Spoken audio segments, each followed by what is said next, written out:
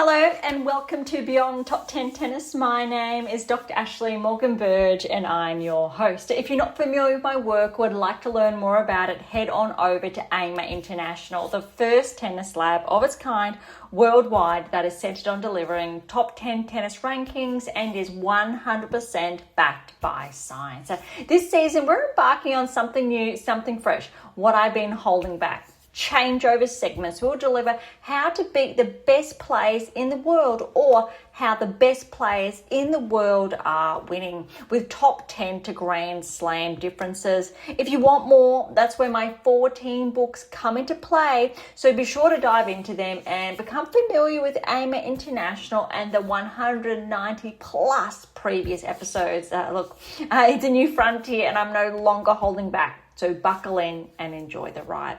Welcome to another edition of Beyond Top 10 Tennis. And oh my goodness, I've got some exciting news, bittersweet news. But look, first and foremost, if you've been with us for some time now, thank you so much. We would not be here without you.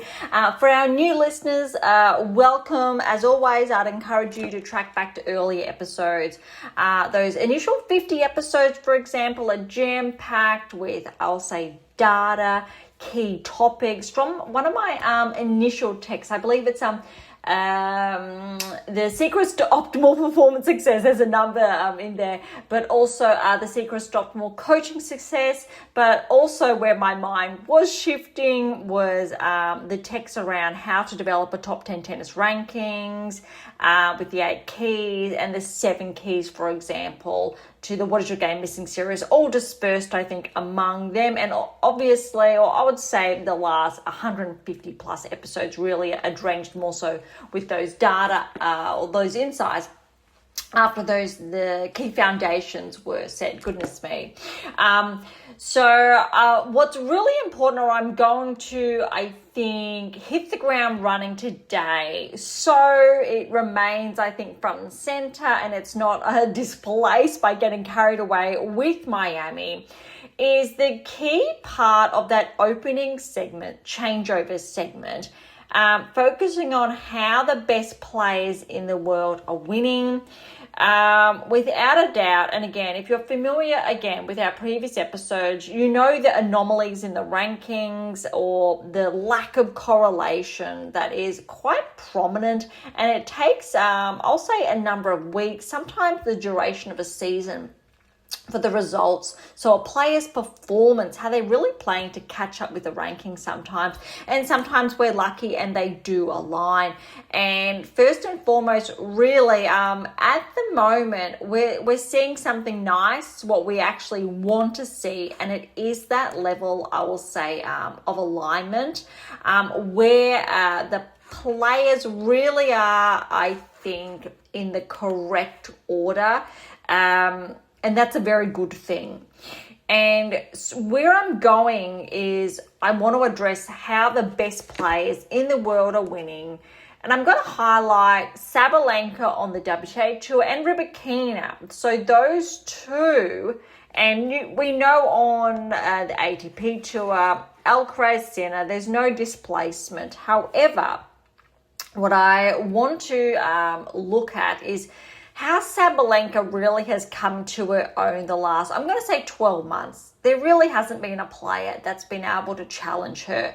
I haven't seen a player this consistent at the highest level of play. So we're talking about quarters, semis, so past that round of 16 threshold, consistently semis, finals at the top tier events since Serena Williams. And it's a huge call. Sabalenka stepped into her own era, somewhat, I will say, to where Swiatek was 18 months ago, where she had a good 2 seasons, I will say, where she really wasn't challenged. And that's what we're seeing now of Sabalenka. I'm sure, or I do believe, we are going to see that disrupted at some stage this season. And the biggest player on her tail is Rybakina.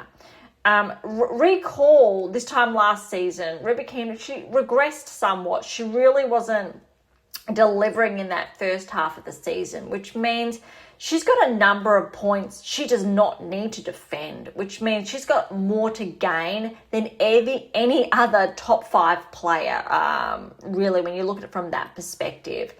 And I do see potentially, if Rybakina is able to hold her own, she has the capacity to get closer to Sabalenka. Although we have not seen that level of consistency from Rybakina and her game, I will argue, and this is a big one, yet in her game or yet in her career. So she's never been able to consistently challenge the top of the top. She's obviously on a career high ranking at number 2 in the world. Big milestone for her. If she can continue her current trajectory, we will see a shift, which could be very exciting. Although that would have to coincide with Sabalenka having a bit of a regression. How she's playing at this stage, I'm not really seeing that happening. Then you've got 2 other players. Look, there are more in the mix, but let's focus on Gauff. She didn't have the best season last year. Yes, of course, it's ironic that she won the French Open, of course. So look, she's got a lot of points potentially to drop with the clay court season coming in. But also, I think she equally has a lot of points to gain. So I think we could see a shift there if she does level up to the level of play from last season. Even more so is Swiatek.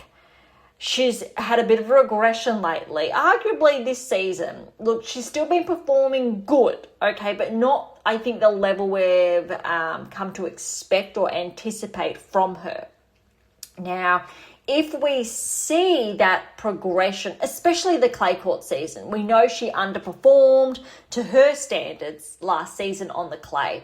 And it's also tongue-in-cheek saying that because just because a player is not defending the title, they're not winning the title, they're not making the semis or finals, doesn't mean it's a bad result. If they're making the round of 16 to the quarterfinals consistently, that's a good result. That's correlating with that top 10 ranking. And if it's consistent enough and they're pushing the quarters to the semis, top 5, yes. There's no other player other than Sabalenka that has been as consistent as Swiatek. So I think we need to put that into perspective as well. We know how the rankings work, defending those points, etc., where Swiatek unfortunately has taken a hit. Could have happened to Sabalenka. However, Sabalenka, again, like I said, that level of consistency can compare with, if you like, when Swiatek was at her peak, defending, just notching up those titles.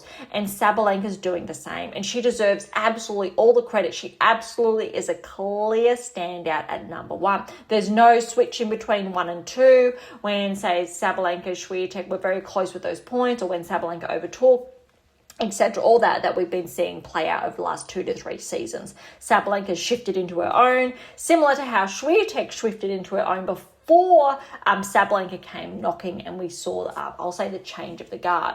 So there's a lot there, but the 2 players in between, Rybakina and Gauff, obviously neither of them have held the number 1 ranking before. Potentially, maybe we are going to see that this season, but I would argue it hinges on really the level of play delivered by Swiatek Sabalenka. You really can't step away from that. Their level of play, when they are at their peak, we know what they're capable of. We know what Gauff's capable of, but I'm still going to say, as harsh as it sounds, it's not at the level of a Swiatek or Sabalenka or what they're able to maintain. We haven't seen Gauff maintain, I will say, that peak level of play for, that full calendar year. If she can, and look, of course she can. She's only 22. Let me put that into perspective. We'll be 23 this season. So she absolutely can maintain that. So we're looking for that next level. Rybakina, we're looking for that next level. We want to see her able to sustain that level of play. We saw the second half of last season, her amping her game up and closing off with the WTA finals, for example, notching up the Australian Open. So that's huge. She's able to maintain it so far. We're seeing that level of maintenance. We're seeing that new baseline. That's what we want to see, which is making her very, very dangerous for Sabalenka. That said, it's also Rybakina's, I will say, progression has also coincided with Swiatek's regression. So really important to put that, I think, into perspective, because if we do see Swiatek level up again, that makes it even more dangerous. So it's a very different conversation if all players were progressing, I think, or leveling up that baseline and notching up those results. The only player that's continuously doing that we're seeing that level of consistency is Sabalenka. So hopefully that makes sense. I'm putting it towards those four. Not to say that Pegula, of course she's, I will say, can cause some issues. Absolutely. Anisimova as well. Although her season, it's not like last season, but she's still there, still correlating. I will say 6th in the world. Yes.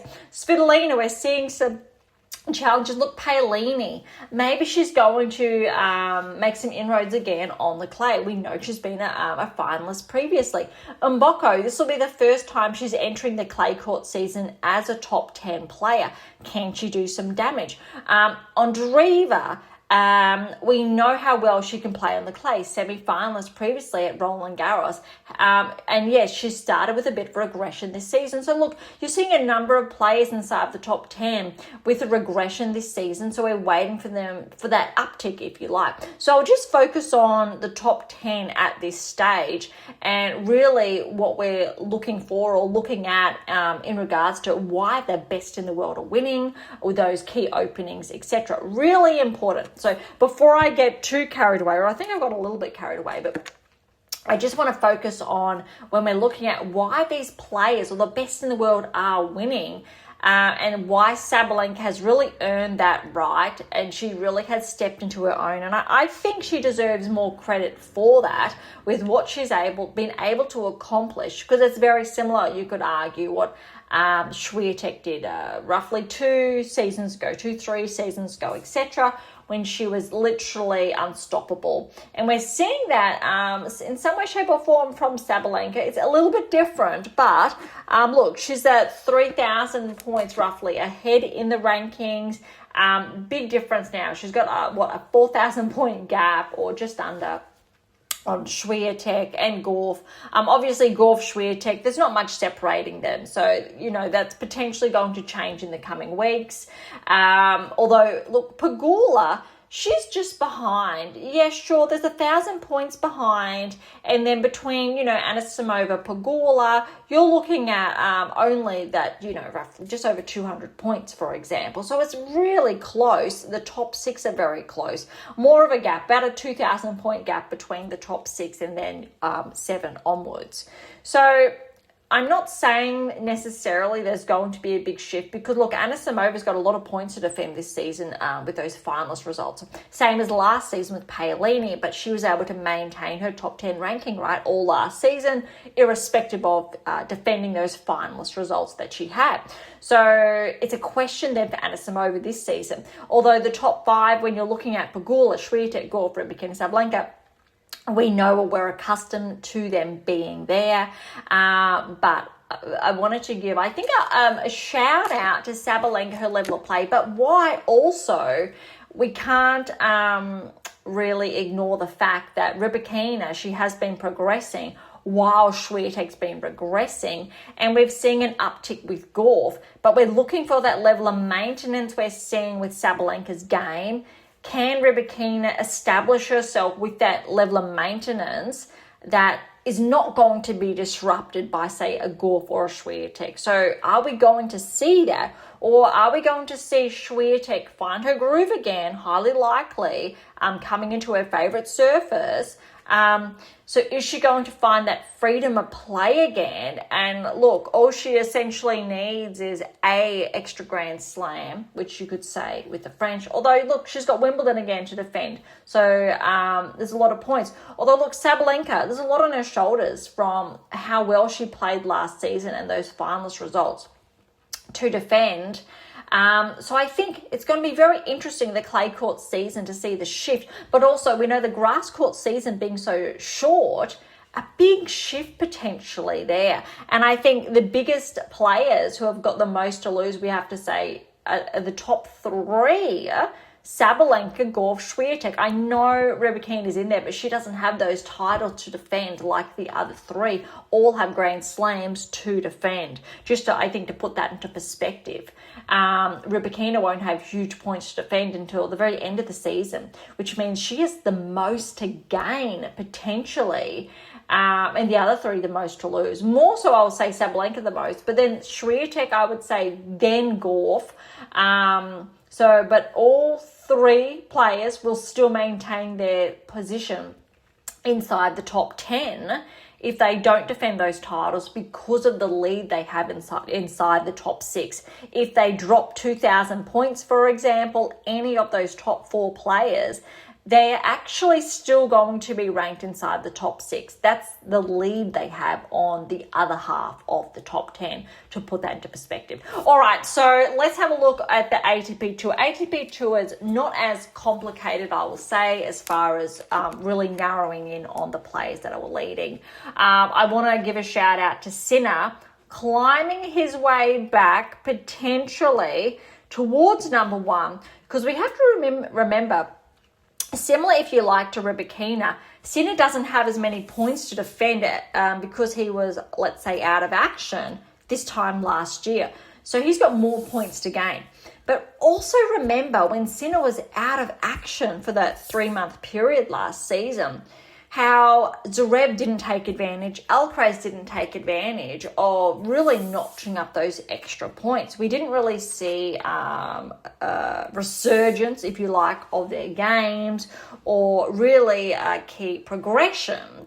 So when Sinner came back, there'd be a really big gap. That wasn't the case. They didn't take advantage of those points, which has made both these players susceptible. Yes, Zverev's come back to number 3, sure, although we're keeping that in mind because Djokovic, we know he hasn't been playing that much, so it's anticipated, it's not surprising. So we're seeing Zverev, I think, level up, keep that level of play, good as anticipated. So there is a big gap, I think, between his level of maintenance to, say, other players, although you can look at the likes of a Mazzetti to Dimonor, who look as though they are starting to level up, and Orgo Elissimate as well. But it's really that level of consistency of making the round of 16, the quarters, the semis that we're accustomed to. So it's really about holding their own, getting through those earlier rounds as we would anticipate.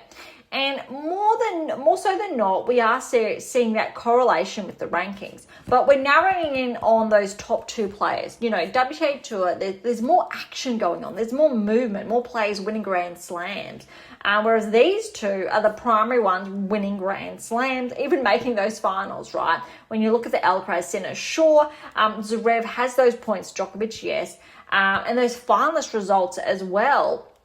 So there is a lot on the line, a lot for those players potentially to drop back, as we saw Fritz last season, so bumped out of the top 5, for example. But look, Alcaraz, I think, well, they both have a lot to lose as far as not defending Grand Slams, not making the finals, etc. But they do have such a significant gap between Zverev, for example, who's on 5,200 and something. That's 7,000 between himself and Sinner, 8,000 with when you're looking at Alcaraz.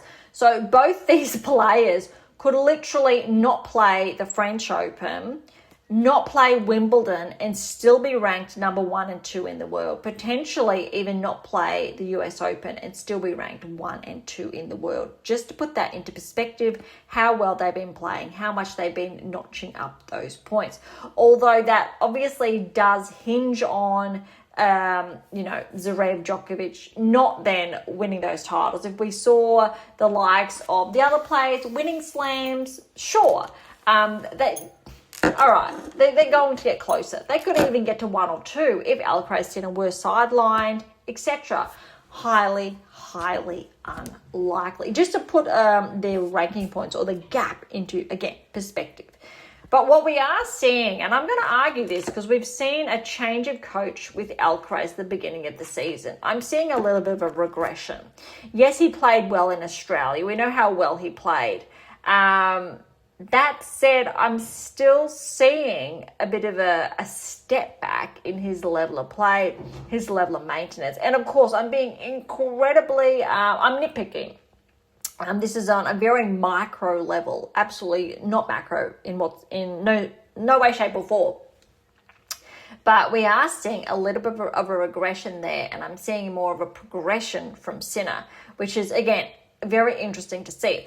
I'm very curious to see if Alcaraz picks his game up come the clay court season. What happens to Sinner's game as well? We know how well Sinner can play, obviously, on the clay as well, but we also know how it, I will say, favours Alcaraz's game slightly. But I think a similar dynamic, you could say, between, say, a Swiatek, Sabalenka. But I'm very curious to see what happens between these players, again, in the coming weeks. We've got the smaller tournaments. Okay, we're going to go over Miami today. End of the hard court swing. But let's see what happens come, Monte Carlo, but Madrid, Rome, leading up to the French Open. I think it's going to be really interesting, similar to the WTA Tour, although there's only, you have to argue there's 2 players in the mix here on the ATP Tour. But, we're going to see that breakthrough of who's going to make the semis, which tells us even more. The quarter semis, the players leveling up. Are we seeing fellow top 10 players in the quarters, in the semis? Are we going to see that level of consistency that's pushing these players to maintain their level? Again, like the WTA Tour. WTA Tour, there's those top 4, top 5, absolutely. We've got those top 4 with Zverev and Djokovic in the mix, absolutely. But I'm not too sure if I'm going to say if Mazzetti's the 5th player, that he's absolutely as consistent as, say, Felix. Auger-Aliassime, he's really been showing up. He had a huge season last year. Dimonor, he's still there, up there. And I want to see what's happening. Less likely is Shelton and Fritz. Both players have been playing well, especially Shelton this season. We've also seen a bit of a regression. Other players, I think we are going to see someone from outside the top 10 cross that threshold. Again, Medvedev's at 10, but we know he's used to being inside the top 10. But it's a discussion I think we'll have in the coming weeks, is that a player outside the top 10 is going to come knocking.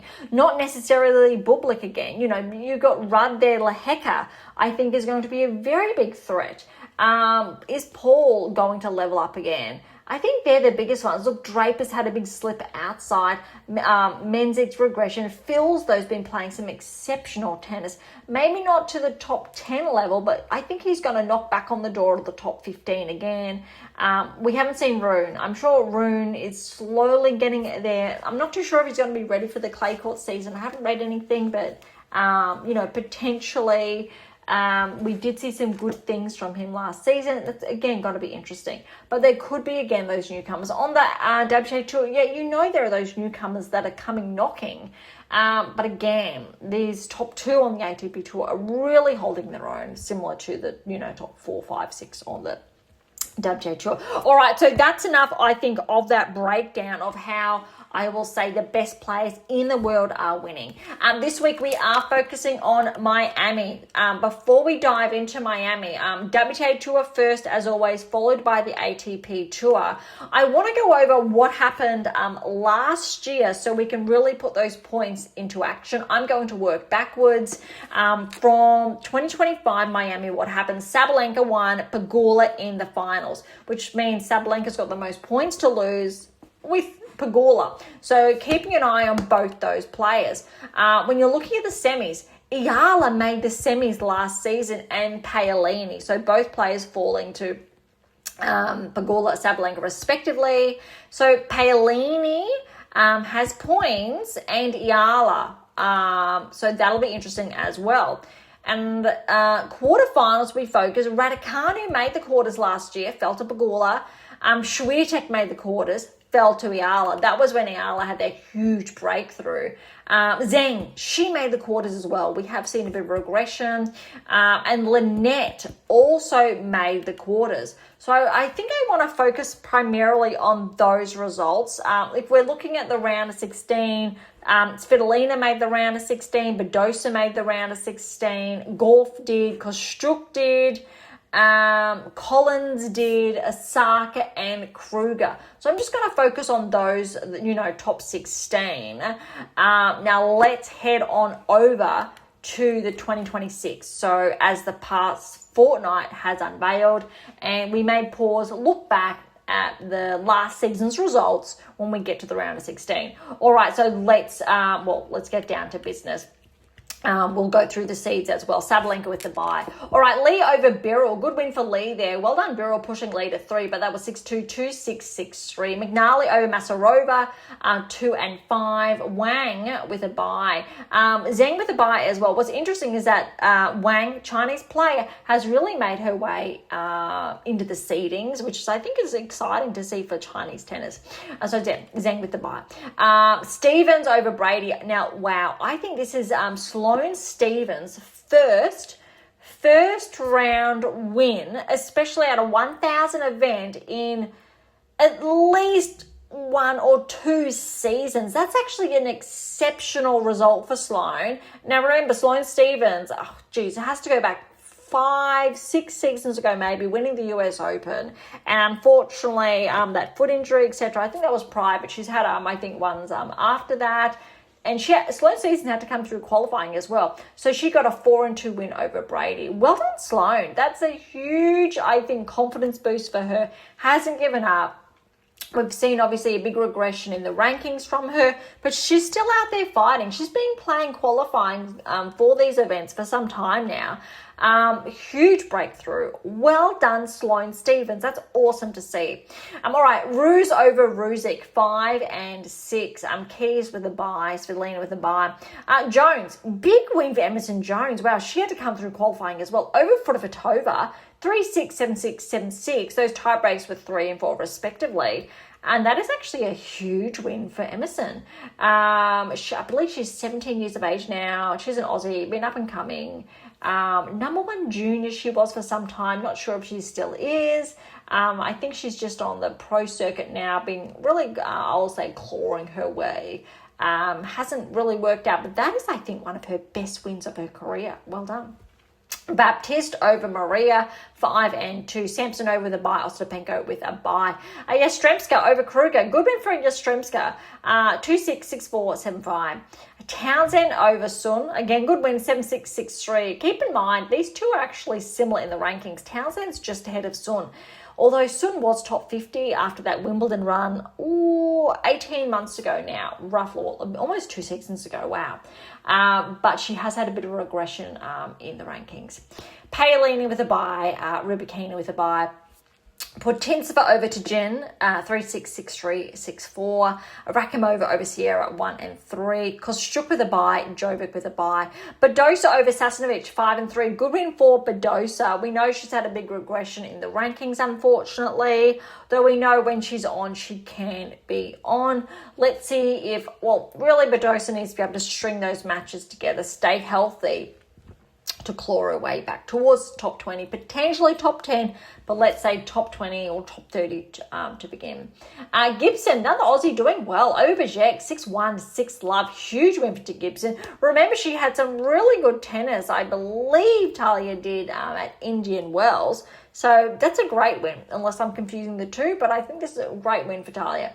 Osaka with a bye, Alexandrova with a bye. Taker over Seidel. 6-7, 6-4, 7-5. Stearns over Golbic, 6-4. Christian with a bye. Fernandez with a bye. Sabalenka over Rango in 3-6-3, 4-6-6-3. Jones over Williams, or Venus Williams. She's still hanging around. And look at this. Still, even though Jones got the win, but 7-5, 7-5, still able to hold it with, I'll say, players ranked inside the top 100. Pegula with a bye, Anisimova with a bye. Tomljanovic, good win over Walter at 3-4. Stapatsiva over Lies, 1-4. That's a good win for Stapatsiva.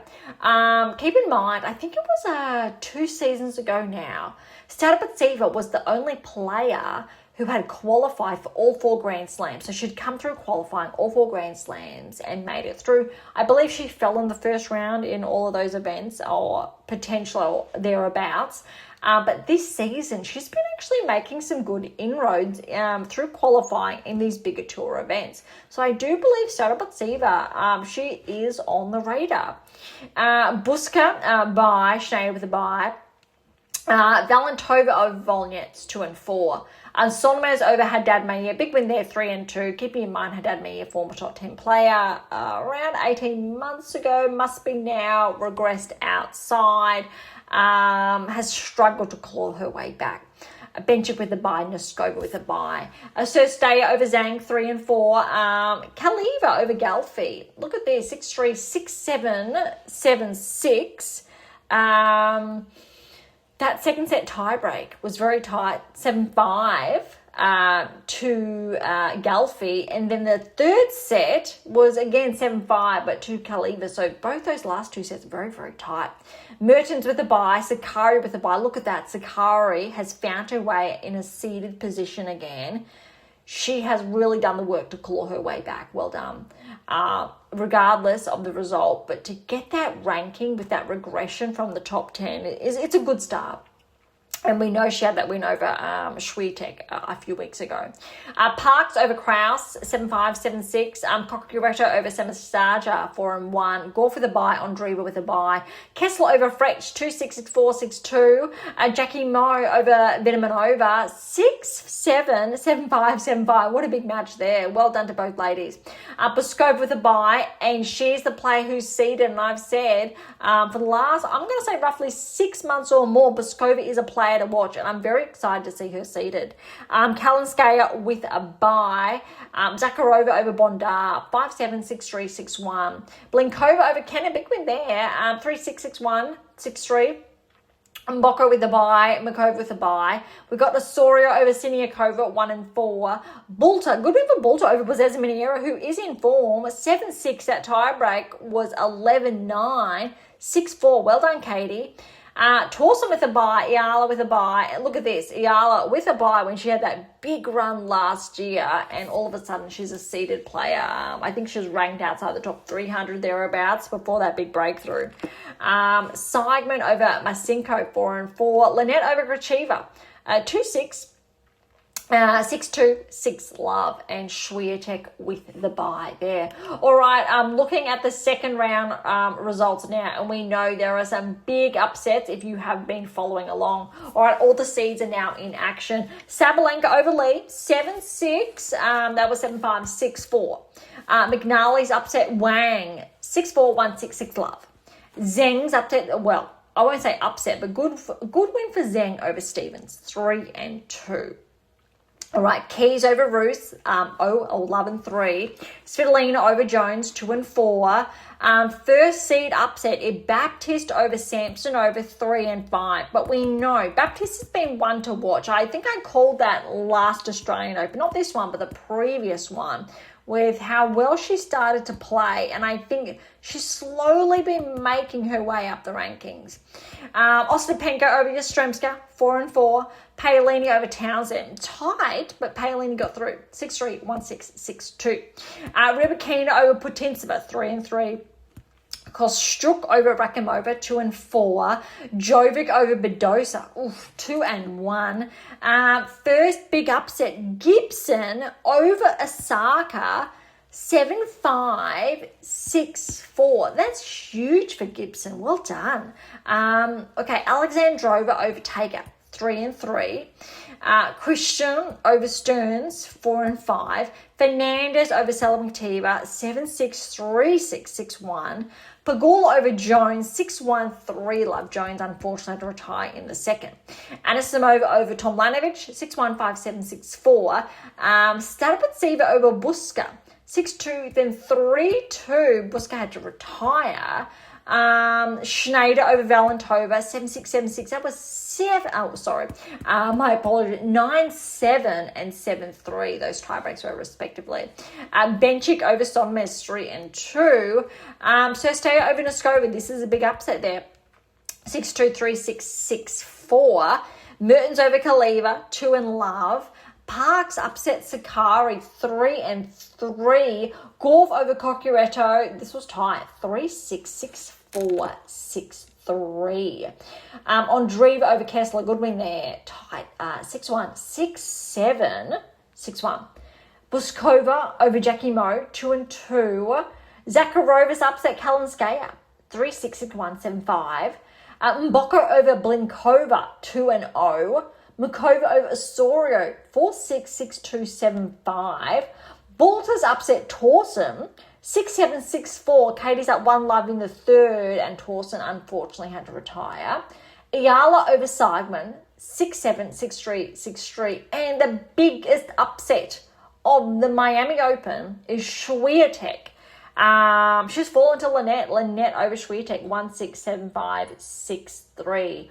I'm holding back on additional commentary there, but that is something I have spoken about in our last couple of episodes when Swiatek hits the ground running like that first set 6-1, and she's been unable to keep her foot down, unable to hold the momentum. Her opponent gets back into the game, finds their rhythm, and Swiatek just falls back slightly. Even though the scoreline shows that she didn't go away, it indicates that Swiatek let her opponent in, wasn't able just to keep the momentum on her side, which we used to see, I'll say, she's able to do, or it fluctuates when she's able to do. We've seen that regression of that level of consistency.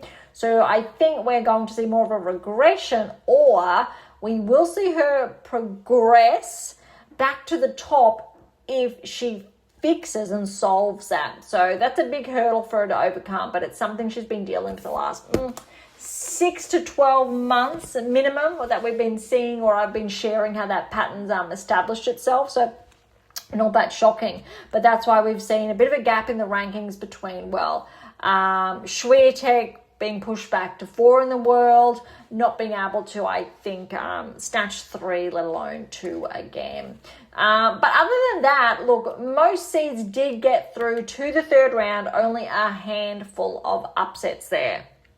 All right, so pushing on, third round, Sabalenka over McNally, 4-2. Zheng over Keys. Look, this is actually Zheng's best result over a seeded player. So Keys, since her comeback, actually. 4-6, 6-2, 6-4. Well done, Zheng.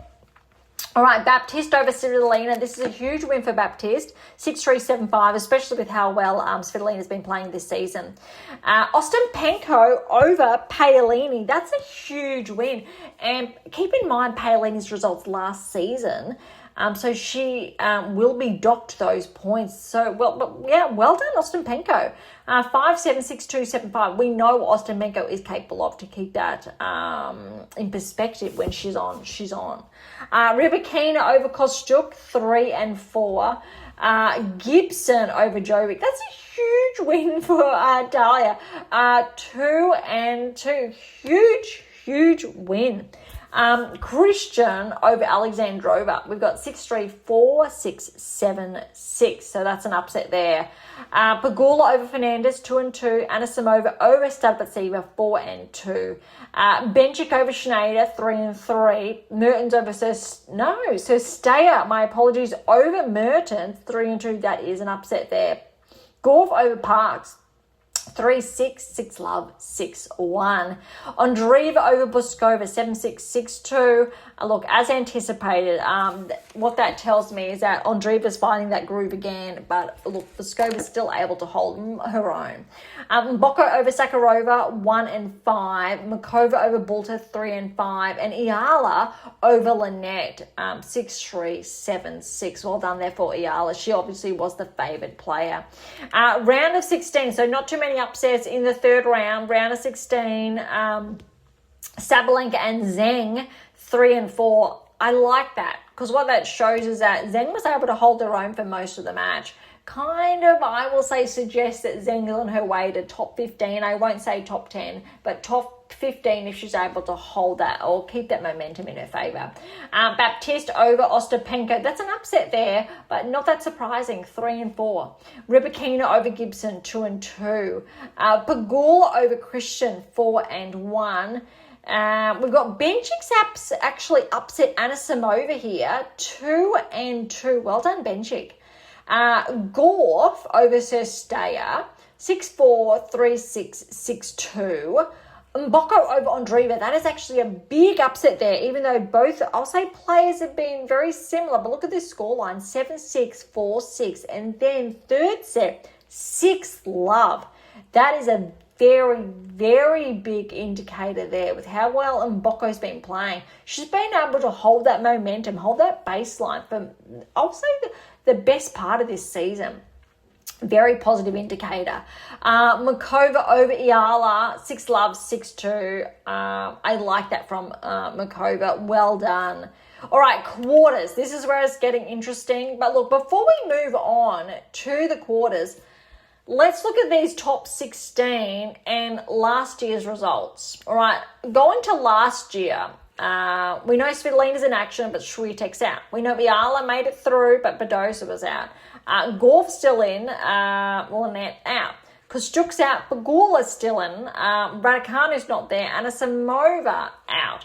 Sabalenka's there, Collins didn't not play. Zhang's actually there, Kruger no. Palini out early, Osaka also out early. So it looks like there's 6 players. So let's have a look, correct me if I'm wrong.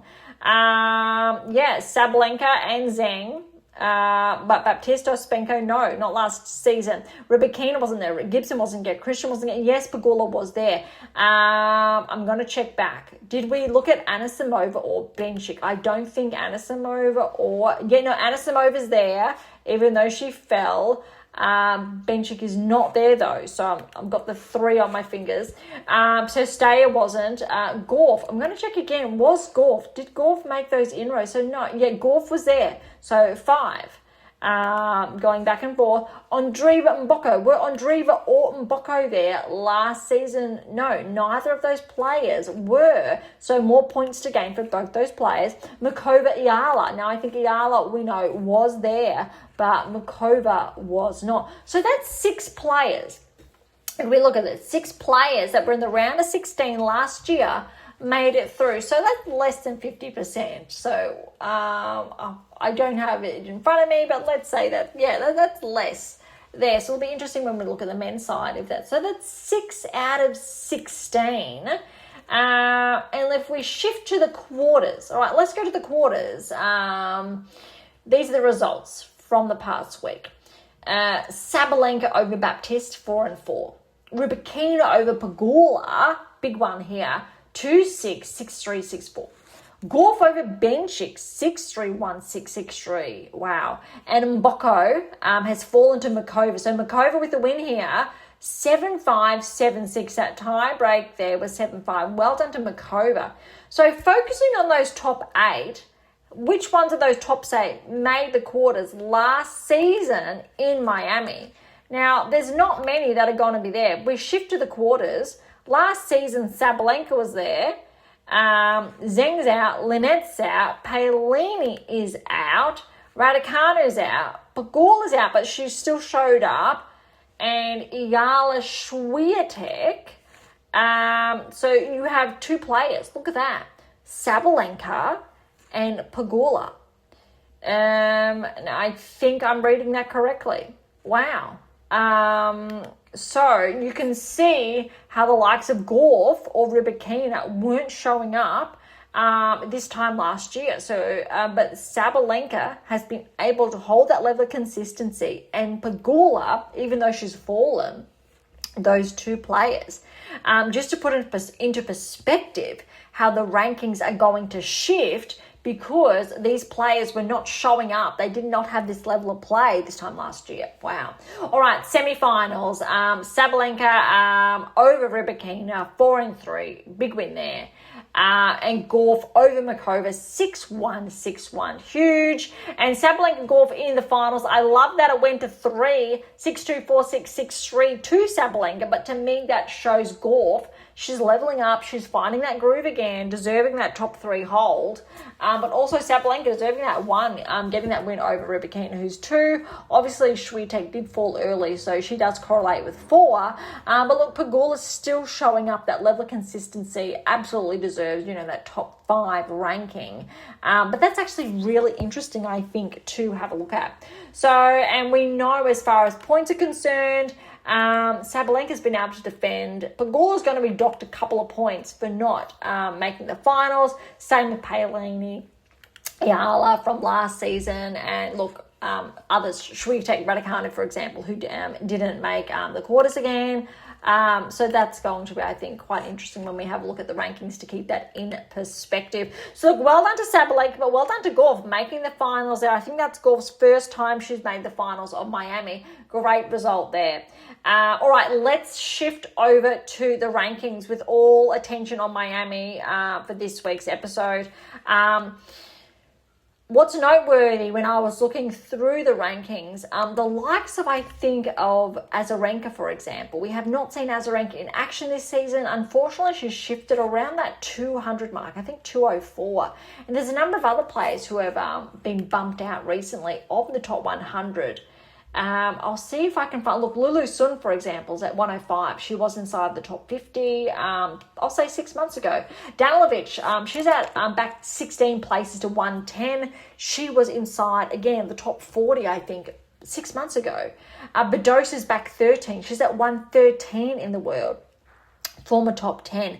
Pavlyuchenkova is at 114 in the world, former top 20 from, in the last, I'll say 18 months. Vekic, she was inside the top 20 18 months ago, or even, I think it's 12 months ago. She's at she's at 115 in the world. So we're seeing these players. Collins, back 21, she's at 120 in the world, former top 10. Number of players that were inside the top 30, I will say, that have really regressed substantially, so outside the top 100. Just going down to see if I can find any other key players that were, I'll say, inside top 10, top 20. Look, Andreescu's clawing her way back. Former Grand Slam champion, we know, but she's around 140 in the world. Just having a peek, scanning through until I'll say get to around that 200 mark where we did see, or I did see Azarenka. Other players that I am going past, they're typically where they're at historically, small movements. But yeah, so the biggest names I think that I've already touched on, and I will stop when I get to Azarenka, and I am almost there, just scanning live with you.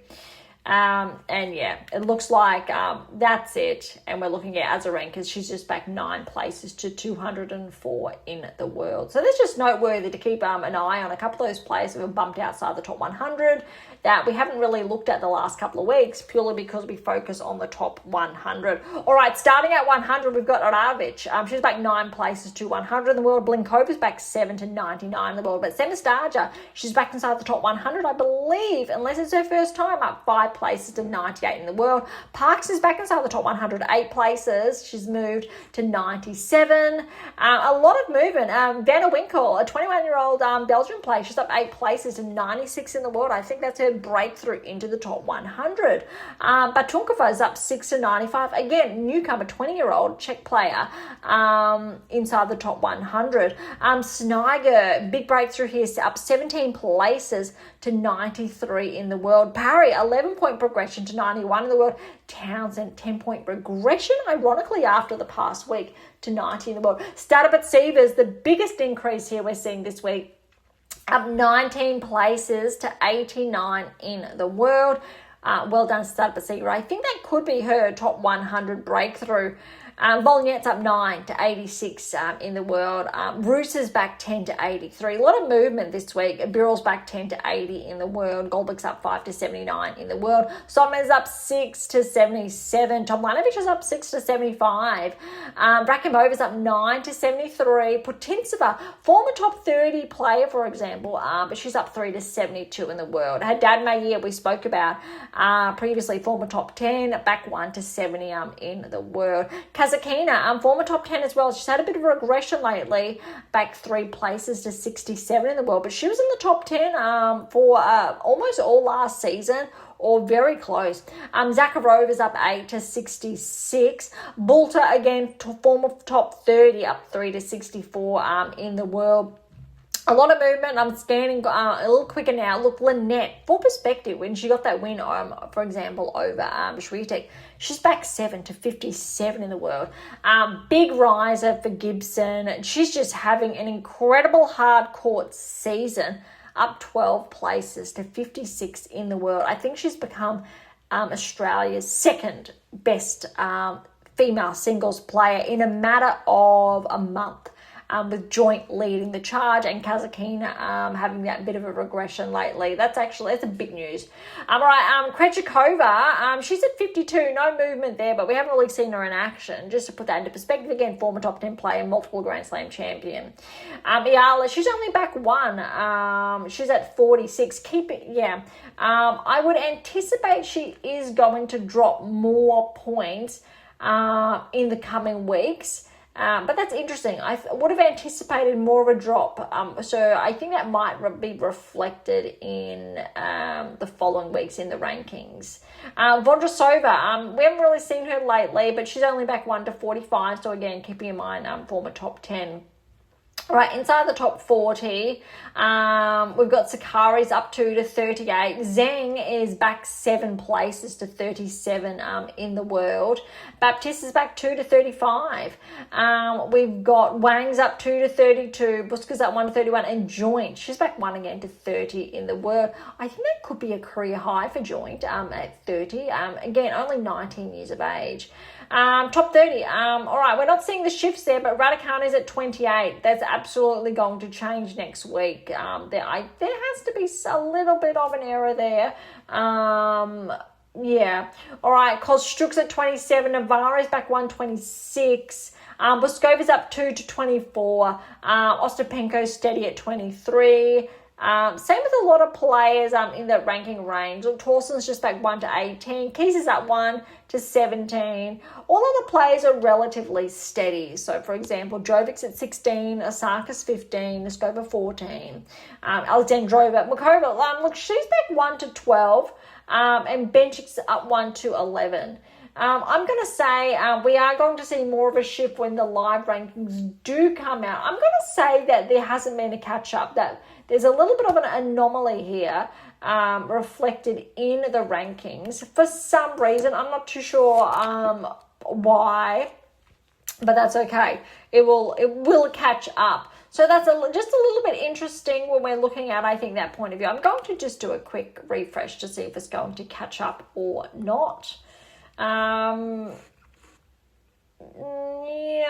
No, we're not seeing as much of a shift as I would have anticipated, but I think in the coming weeks we are going to see more of that happening, or more it reflected in the rankings. I would have anticipated Makova more of a shift with her recent results. That'll be interesting to see how that tracks through. If it's reflected come Madrid, Rome, etc. So the bigger events, I think, around the corner in the next coming weeks. All right, that is the WTA Tour before I get carried away or caught up. too much more in the rankings, and I would have anticipated potentially more shifts or shuffles with those results reflected, but only minor, I think, changes when we're looking at the top 20, top 30, for example, let alone top 10. Top 10 is still the same, and we went over a lot of that at the beginning of today's episode. All right, it's going to be a long one today. Let's shift on over, all right, give our attention now to the ATP Tour and Miami. We've already gone over those initial rankings, so I want to give the focus on Miami, but let's have a look last year. So last season, Miami, what happened? The finals, Mensik and Djokovic. So Mensik got the title, which means 2 tiebreaks. Biggest points to lose this week are on Mensik and Djokovic. Shifting back to the semi-finals, Fritz fell in the semis and Dimitrov. So Fritz and Dimitrov both have the most to lose. And we know Dimitrov's had a bit of a regression lately with the rankings since that injury that, I want to say it was US Open time, roughly. Something there about rings a bell. I think it was US Open, with that breakthrough. That's right, that Sinner match where he was up a set. I want to say that was the case. I could be wrong.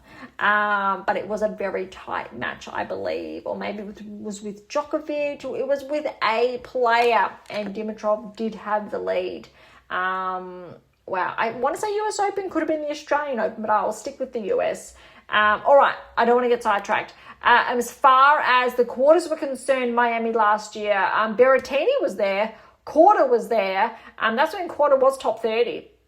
He's had a regression since, slowly making his way back. Fils was there, and we've got Cerundolo was there in the quarters. Round of 16, Zverev was there, Bolton, Macaque, Mazzetti, De Minaur, Rudd, and Monfils. So they're the top 16, I'll say, with the most to lose. Keep in mind who we are not seeing. In this, we are actually not seeing Alcaraz and we are not seeing Sinner. And I think that's really important to highlight. And Zverev was the number 1 seed for this event. So there was no Alcaraz, and this is when Sinner was out of action. So keep that in mind when we're looking at the points later on when we do shift our attention back to the rankings. All right, let's dive in, and I will keep all of the buys noted as well. All right, Alcaraz with a bye at number 1 seed. Fonseca over Matazan. Good win for Fonseca. He hasn't really been, been making that many inroads lately, but he's slowly been, I think, securing that hold really inside the top 50, top 40. And I think maybe by Wimbledon, he could be seeded, let alone maybe the US Open this season. I think we could see Fonseca a seeded player, really honing in on that baseline. With the win over Marazan, 6-4, 3-6, 6-2. Similar to, I'll say, Yala when Fonseca made his breakthrough last year, but he's really been able to hold his own. Taking a little bit longer to claw his way, but there's nothing wrong with that. I think once he really does shift inside the top 30, he should be able to stay. All right, Ugo Carabelli's upset. I'll say Mapeshi Pericard 2-6, 6-3, 7-6, 7-3 in that tiebreak. Korda with a bye. So I'm going to apologize now because Korda was seeded last year. He's seeded now. Huge comeback in the space of 12 months where his ranking popped out, I think, to 80, 90 in the world. Had to really claw his way back. So well done, Korda. All right, Darderi with a bye. Landalucci's upset Garon, qualified there, 6-3, 7-6. Bautista, a great win over Duckworth, 7-6, 7-6. Kakanakov with a bye. Rudd with a bye. Quinn over Hercax, very tough. We know Hercax is still on that comeback trail. 6-2, 6-4 to Quinn. Kouame over Sabata, 5-7, 6-4, 6-4. Laheka with a bye. Draper with a bye. Opelka over Borges. That's actually a really good win for Opelka. Borges, that's a tough one. 6-7, 6-2, 7-6. Vanderzen short, big win over Shapovalov. 5-3. Fritz with the bye. Vukic, lucky loser, got the bye. Not sure which player withdrew. So that's actually very fortunate there for Vukic. Joda over Halfman, 6-4, 4-6, 6-1. Bergs over Brooksby, 5-2. Echeverry with a bye. Paul with a bye. Manarino over Zhang, 3-2. Collignon over Dimitrov. Now that hurts. We just spoke about the points Dimitrov has to defend from this time last year. With that first round fall, we will see a big regression or a steep regression, unfortunately, in the rankings. Really unfortunate Dimitrov didn't have a protected ranking, I think, from that perspective. But look at this, 7-6, 4-6, 7-6. Those tie breaks was 7-3 and 8-7. Oh, 8-6, my apologies, respectively. That's tough. All right. Kaboli with a bye. Bublik with a bye. Berrettini over Muller, 4-2. Navone over Basavili, 7-6, 6-3. Vachereau with a bye. Fils with a bye. Blanche over Struff, 6-3, 3-6, 6-3. Tsitsipas with a first round win, good, over Ferry, 6-1, 7-6. Diminor with a bye, Shelton with a bye. Shevchenko over Analdi, 7-6, 6-7, 6-2. Diallo, now we know he's one to watch. I have been talking about this over Wu, 6-2, 7-6. Humbert with a bye, Cerundolo with a bye. Tarante over Roya, 7-5, 6-7, 7-6. Tough. That second set tie break, 11-9. Third set tie break, 7-5. Sakamoto over Kokovic, 6-3, 3-6, 7-6. Medvedev with a bye. Davidovich Fokina with a bye. Hals over Draxel, 6-7, 6-1, 6-1. Masarak over Kekmanovic, 4-6, 6-3, 6-1. Teen with a bye. Nakashima with a bye. Silic, good win over Poprin there, 4-4. I feel like we've seen a bit of resurgence with Silic's game. Been playing some really good tennis the past 6 months. Dam over Fernley, 6-love. Then Fernley had to retire, unfortunately. Zverev with a bye. Ogor Elisame with a bye. Fuchsovic over O'Connell, 7-6, 6-3. Adame over Altamar, 4-2. Rijanek with a bye. Tifo with a bye. Kazuks over Baras Vera, 5-4. Walton over Baez, 2-2. Menzik with a bye. Rublev with a bye. Tabillo over Comasana, 4-2. Mitchelson over Bellucci, 2-1. Nori with a bye. Mute with a bye. Makak over Nava, 2-6, 6-4, 6-1. We've got Zumher over Bus. Oh, this is a tough one. 6-7, 7-6, 6-1. Look at that.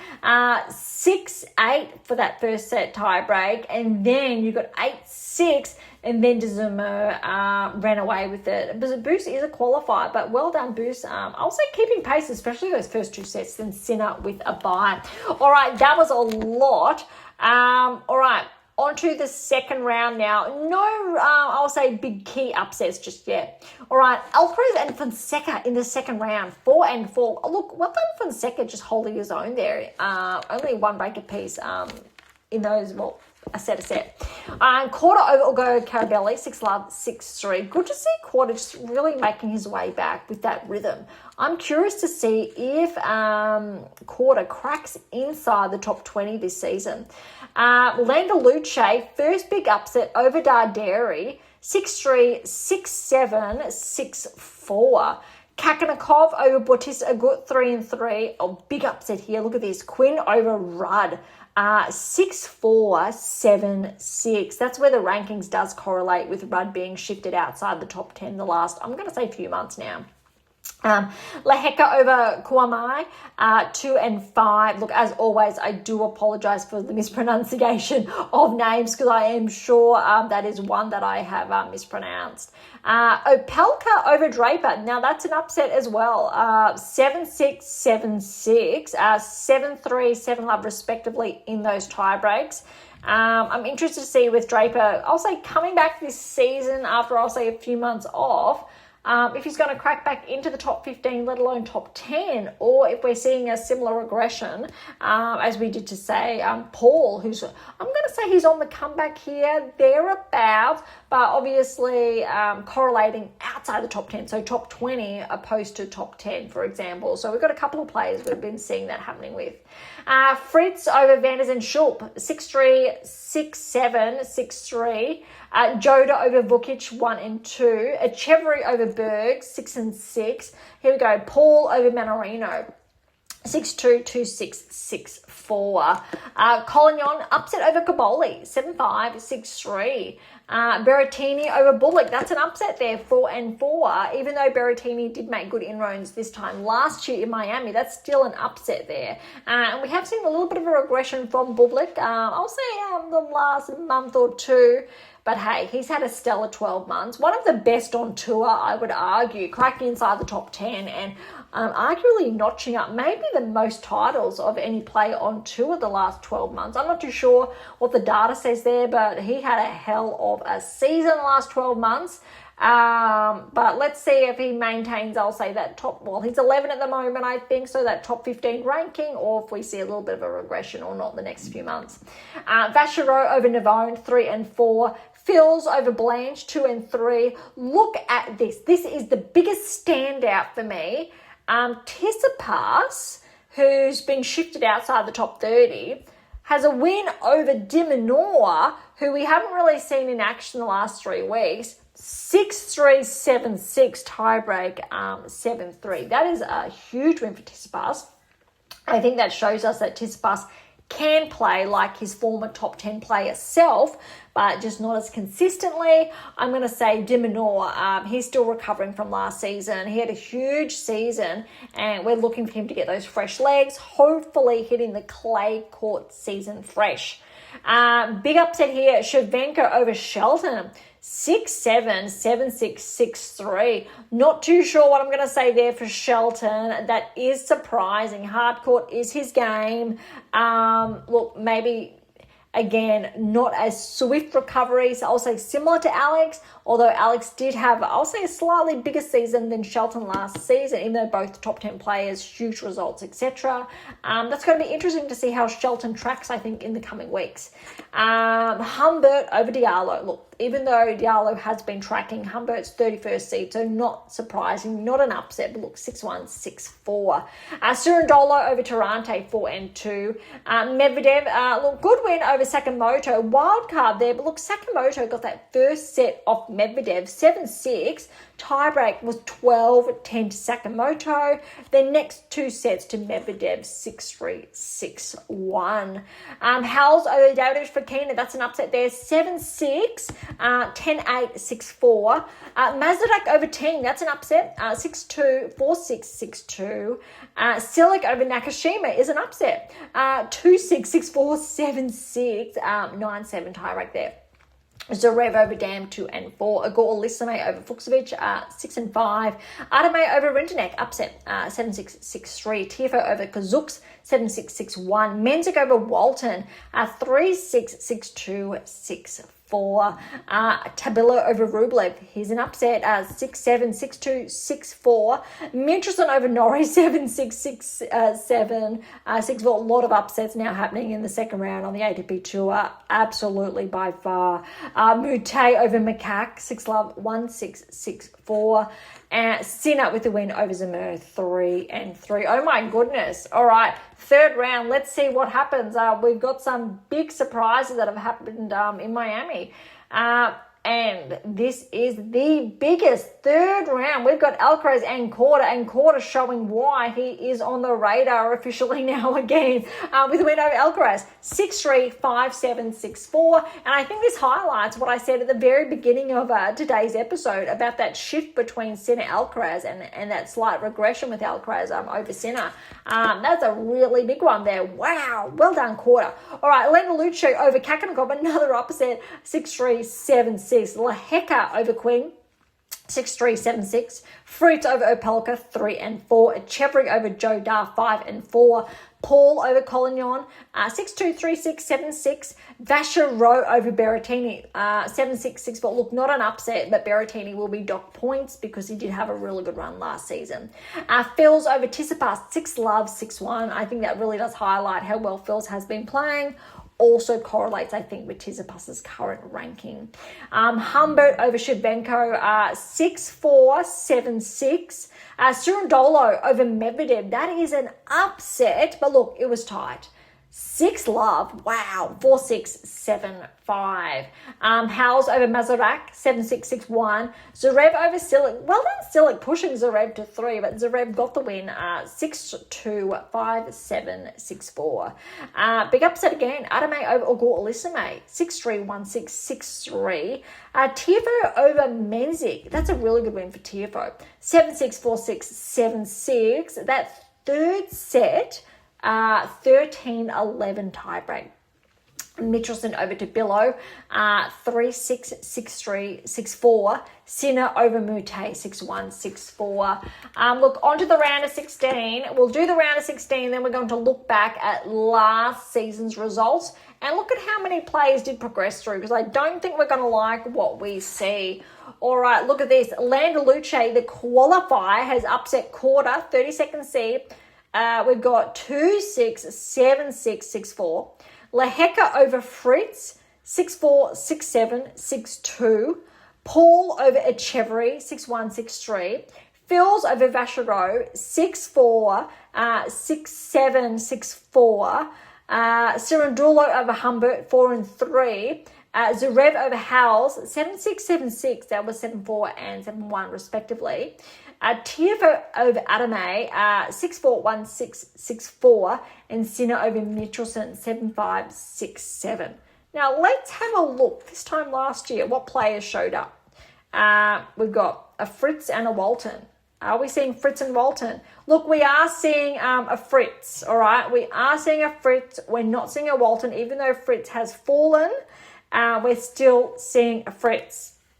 All right, Macaque and Menzies. Are we seeing a Macaque? No. Are we seeing a Menzies? Now, look, I don't believe we are seeing a Menzies. Menzies did fall early, so we know what that means as far as points are concerned. De Minaur, Berrettini. Both De Minaur and Berrettini did fall prior to the round of 16. Mazzetti, Djokovic, neither of those players, I think, participated. No Ruud or Cirondulo. Are we seeing a Cirondulo? I don't believe we are. Yes, we are seeing a Cirondulo. My apologies. All right, so well done, Cirondulo. That level of maintenance, good. All right. Are we seeing a Monfils or Korda? We're not seeing a Monfils. And look, Korda, we are seeing, even though he fell. So look, those 3 players so far. We're seeing a Korda, a Fritz, a Korda, Fritz, and Cirondulo. Let's check. Yeah, a Fritz, Korda, and Cirondulo. And then are we seeing a Zverev or Phils? Is there a Zverev or Phils? It looks like there is. We are seeing Phils making it through and Zverev. So look, that's 5, all right? But WTA Tour had 6, remember. So a greater level of maintenance, again, on the WTA Tour over the ATP Tour. But remember, the churn rate on that next, where a lot of them dropped, I believe it was 2. So let's have a look at the quarters to look at that churn rate, where we're at.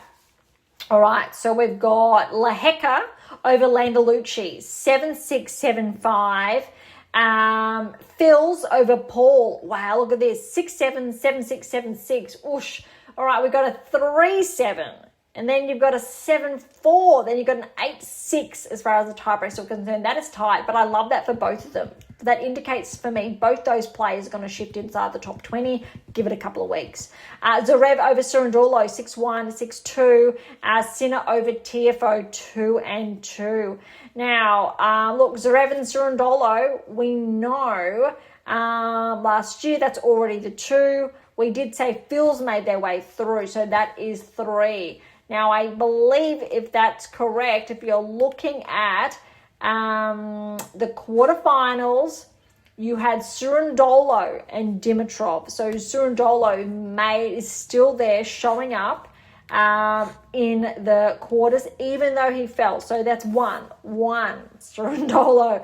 All right, in the other quarters, Fritz has fallen, Berrettini has fallen, Djokovic isn't there, Korda's fallen, Menzies or Phils are we seeing? And I think we're seeing a Phils there. We are seeing a Phils. So the 2 players is Zverev and Phils. Wait, Cerundolo's fallen. What? Zverev, Cerundolo, and Fils. Checking again in the quarters. Are we seeing a Zverev? No, we're seeing a Cerundolo, a Zverev, and Zverev did fall though, which means there's only Cerundolo and Fils matching the quarters. And how's that? So that is identical to the WTA Tours 2-2. So that is uniform when you look at it from that perspective. So Zverev and Fils making it. And we're looking at the semifinals then. We are going to see that drop off. All right, so semifinals, we've got Lehecka over Fils. So Fils is out 2-2. Sinner over Zverev 6-3, 7-6, 7-4 there. So that's out. Whereas WTA Tour still had that one remaining in Sabalenka, I believe it was.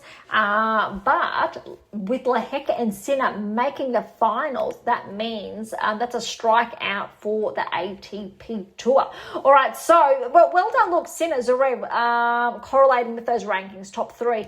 Lehecka and Fils are the big surprise packets we are seeing. Although, look, I have noted the last couple of weeks they are on the radar. Look, it was actually 12 months ago Fils was on the radar. He had that injury, I think, midway through, I think it was the French Open last season, clawing his way back, building that form, so well done. But Lehecka, he has been on the radar lately, really clawing his way into the top 20, it looks like.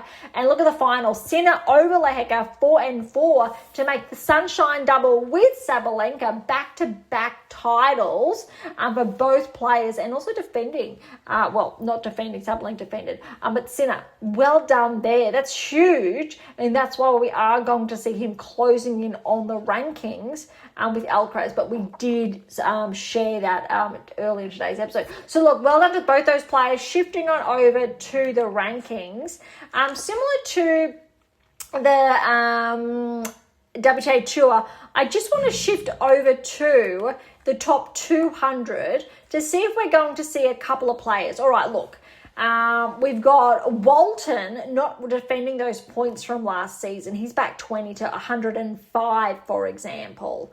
I'm only going to look at the players who have been making those inroads who may be more familiar. So, for example, top 20, former top 30, and if we are seeing a regression, focusing on Thompson. Jordan Thompson is at 131 in the world. He got a career high, I think, inside the top 40 last season, or thereabouts. That's a big drop. I'm not too sure what happened, or if he has been carrying an injury.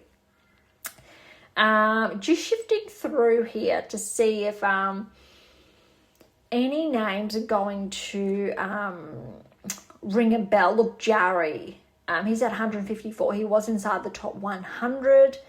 No other players at this stage. Bolt, I think, did make it close to the top 100, but he's around a 165. I think there we go, Gauff. So Gauff is actually back 23 places to 179. Gauff was former top 10 player, or top 20, I'll say to be safe, but I think Gauff did make it inside the top 10. But that's a big one. He was inside, I want to say, the top 50 last season or the last two seasons, but I have not seen him recently in action. All right, so they're actually, I'm surprised, they're the big names. So not many big names. Look, Evans is there.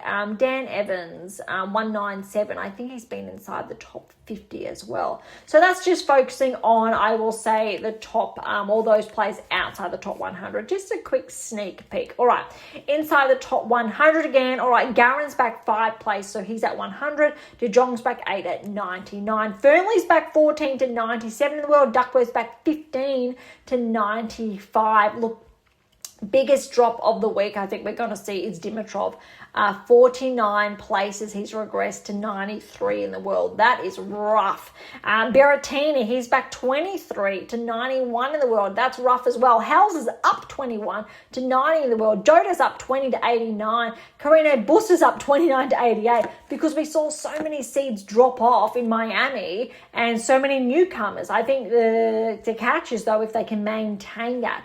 Kokovic is up 7 to 85. Vukic is up 9 to 84 in the world. Savada's up 14 to 82. Medvedev is up 34, back inside the top 100 to 81 in the world. Bautista Agut's up 9 to 80 in the world. Offner's up 8 to 78. And look at this, Andres Borazaja, he's up 25 places to 77 in the world, 24-year-old Argentinian. Shevchenko's up 8 to 76.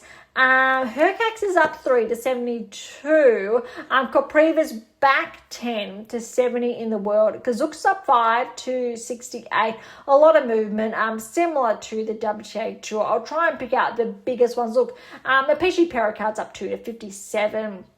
Macaque's back 7 to 55. Silik's actually back 5 to 54. Mazarak's up 4 to 53. Inside the top 50 now. Still a lot of movement. We're seeing Adame's up 9 to 44. Korda's actually back 6 to 42 in the world. Fonseca's back 1 to 40. Again, I think the rankings are going to really show more of what we're anticipating next week when they're updated. Michelson's up 5 to 35 in the world. Nakashima's back 3 to 33. Inside the top 30 now. Look, Rune's back 1, hasn't been playing, 29. Fields is up 3, back inside the top 30 to 28. Keep in mind, he's still only 21 years of age. So I do think we're going to see some really good things from Fils this season, especially when I think he dropped out when he was really at that peak. Look, Draper's back 1. Similar dropped out at that peak, 24 years of age. He was at 25 in the world. Vachereau's up 2. Career high, I believe that is, to 23 in the world. Tommy Paul's up 2 to 21, slowly making his way back inside the top 20. We should be seeing that, I think, in the coming weeks. Tifo's up 2 to 18. Everyone else is predominantly the same. The biggest mover, though, is Lehecka, up 8 places to 14 in the world. Look, we did see, I'm going to say, when it comes to the players from Czechia, the likes of Macaque and Menzik, who took a dive, who we thought were going to make the bigger inroads, but Lehecka's beat them here at 14. Keep in mind the key performance indicators we've noticed in Lehecka's game I'll say the last 6 months. So this is not surprising that Lehecka's overtaking, I'll say, his fellow countrymen. This is a really good positive sign there. Look, Kaboli's up 1 to 13. I think that's a new career high for him. And look, Rad and Bublik just outside the top 10, 12, 11 respectively. Although there is around a 700 point gap between those two, and then about a 300 point gap between Bublik and Medvedev, which is a bit under that. And then top 10's the same. We're just seeing a shift between Fritz is back 1 to 8, Felix is up 1 to 7. Zverev and Djokovic have swapped places 3 and 4 respectively. But we went over, I'll say, the top 4. Most of the top 10 earlier. So I don't want to hark on that. Most of them, I will say, are correlating, but we really didn't see it reflected in Miami, other than Sinner and Zverev really holding their own. And I will say Lehecka, a really good performance. But he was really the only player, and Surundolo, there you go, inside the top 20, really holding their own. So that's, I will say, a little bit concerning, I think, from that perspective. All right, I'm going to end today's episode on the big news, and you are the first to hear it. I've made the decision and look, it doesn't mean it's set in stone. It does not mean it is, I will say, there won't be a resurgence, but today's episode is 196. Can you believe it or not? And Beyond Top 10 Tennis will turn 3. Oh my gosh, will turn 3 on the 16th of May. And all going to plan, we're looking at around that time hitting episode number 200. And we may very well call it, I will say, a season at episode 200. So if you would like to hear more, etc., let me know. Anything else you want me to include or pack into our final episodes. We're going to, I will say, I'm very hesitant to say close off Beyond Top 10 Tennis, because it has been such a privilege, and it's been so exciting, I think, to come to you. I'll say almost every week, but thereabouts. But I'm going to look at shifting the time that I've dedicated to Beyond Top 10 Tennis into writing that next book, that longitudinal analysis I've been speaking about the last few weeks or months, saying that we had to wait for the data to be collated, and that data is looking like it's almost set, and shifting away from Beyond Top 10 Tennis. Putting that work in behind those books will allow you, all the listeners out there, to pick up that book and really have those insights with you and learn, I think, more from that. If you disagree with me, regardless if you listen to this episode this week or in a year to come, regardless, please send that through and let me know. It doesn't mean it's forever, but I'm very happy. It looks like we're going to close off 200 episodes in the space of 3 years, which is huge. It has been a lot of work, and I think you would have noticed, those who are familiar with the podcast, how I've really been pulled and stretched. And so our episodes have become a little bit inconsistent, I will say, over the last couple of months, where I've had to take an extra week or two here and there, really because it's been a case of finishing a manuscript, which I think I can share with you now. I have finished the manuscript I've been working on for the last 7-8 months. Really exciting there, which means it's time to have a little bit of a break, potentially then come up for air and begin writing another one, but not straight away. But we will be winding down Beyond Top 10 Tennis in a couple of weeks.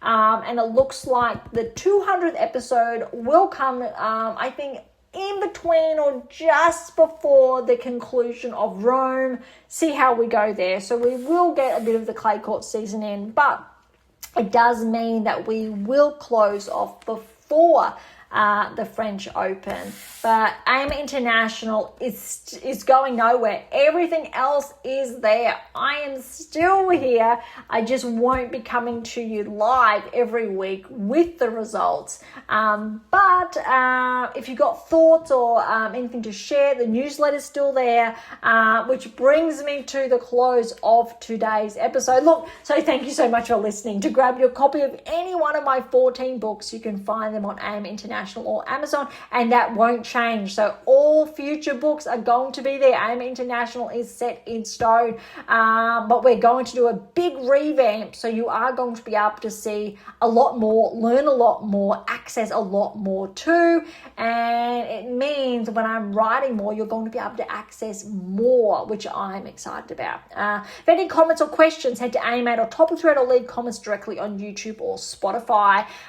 When the podcast does come to a close, you can leave all those comments in the newsletter. So on Substack there, but also on the post where you can comment, interact on AIM International directly. That is going to be your hub, your house to leave everything. But you can still comment on YouTube or Spotify on all prior episodes and current ones until we do obviously wrap things up in the next, I'll say, I think it's going to be about the next 6 weeks-ish. And look, to interact with Beyond Top 10 Tennis, catch up on our blogs, or to sign up to my newsletter, head to AIM International, and remember to check out Pink Octopus Books to Spruik. So again, Beyond Top 10 Tennis, it's still going to be there. There'll be a huge archive you can access. Everything that will guide you from AIM International. So that is your one true hub. And look, if you enjoyed today's episode, please subscribe, like, share, do all of the above. Beyond Top 10 Tennis is for you. So please consider sharing us. For those you know near about, a bit tongue twisted at the end of today's episode, because it's been I think a very hard decision, but that means the episodes are not going anywhere. They are your hub. They are there to learn from, but we're going to look at integrating them deeper, more robustly, if you like, into AIM International. So look, even more importantly, because this is really where my attention's shifting, if you're serious about heading towards the top 10 or want to know what you're missing to secure that maiden Grand Slam or more, don't be shy, come and say hi. I want to give you that time. I want to have that time available. So if you do pick up the phone, if you do write that email, you do get in touch, that I will have more of that time to help you directly achieve, whether it's that top 10 ranking, that round of 16 Grand Slam result, or that Grand Slam championship. I'm making myself more available to be able to help you directly. So on that note, thank you so much for listening. I am so incredibly grateful. I'm your host, Dr. Ashley Morgan Berge, and this is Beyond Top 10 Tennis, and I'll see you next time.